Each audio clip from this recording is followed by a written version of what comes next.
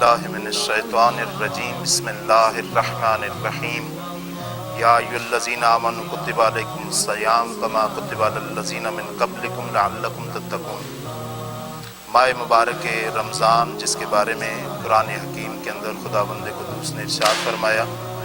یا ایھا الذین آمنوا کتب علیکم الصیام، اے ایمان والو تمہارے اوپر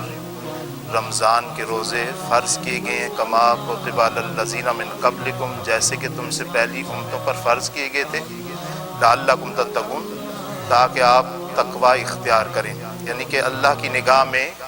یہ جو رمضان کے روزے ہیں ان کو فرض کرنے کا مقصد اور ہدف تقوی الہی اختیار کرنا ہے، اور خود رمضان کا لفظ جو ہے وہ رمز سے مشتق ہے، اور رمز کا معنی ہے تپش کے، اور روایات کے اندر آتا ہے کہ یہ جو رمضان کا معنی تپش ہے، اس سے مراد یہ ہے کہ روزے کی تپش گناہوں کو جلا دیتی ہے اور گناہ محو کر دیتی ہے۔ حقیقت میں یہ ماہ مبارک رمضان جس کے بارے میں خود پیغمبر اکرم صلی اللہ علیہ وسلم نے شعبان کے آخری جمعے کو خطبہ شعبانیہ کے عنوان سے ایک خطبہ ارشاد فرمایا، جس میں پیغمبر اکرم صلی اللہ علیہ وسلم نے ماہ مبارک رمضان کے فضائل کا تذکرہ کیا اور ارشاد فرمایا کہ یہ وہ مہینہ ہے کہ جس میں تم اللہ کے مہمان ہو اور اللہ نے تمہیں دعوت دی ہے۔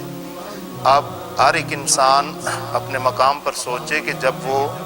خدا کا مہمان ہے تو اس کو خدا کی بارگاہ میں کیسے جانا چاہیے۔ یعنی اگر ہم اس کو دنیاوی حوالے سے سمجھیں تو دنیا میں جس قدر بہترین میزبان ہوتا ہے اسی قدر ہم جب اس کے مہمان بن کے جاتے ہیں تو اس میزبان کی حیثیت اور سٹیٹس کے مطابق تیاری کرتے ہیں۔ اب ماہ مبارک میں خدا نے ہمیں مہمانی پر بلایا، جس کا پیغمبر اکرم صلی اللہ علیہ وسلم نے خطبہ شعبانیہ میں ارشاد فرمایا۔ اب خدا کی بارگاہ میں جب وہ میزبان ہے تو ہمیں کیسے جانا چاہیے، اور خداوند قدوس نے اس مہینے کو مہربانی کا مہینہ قرار دیا ہے، جس میں خداوند قدوس ارشاد فرماتا ہے کہ انفاسکم فی تسبیح، کہ اس مہینے میں تمہارا سانس لینا بھی خدا کی بارگاہ میں عبادت شمار ہوتا ہے،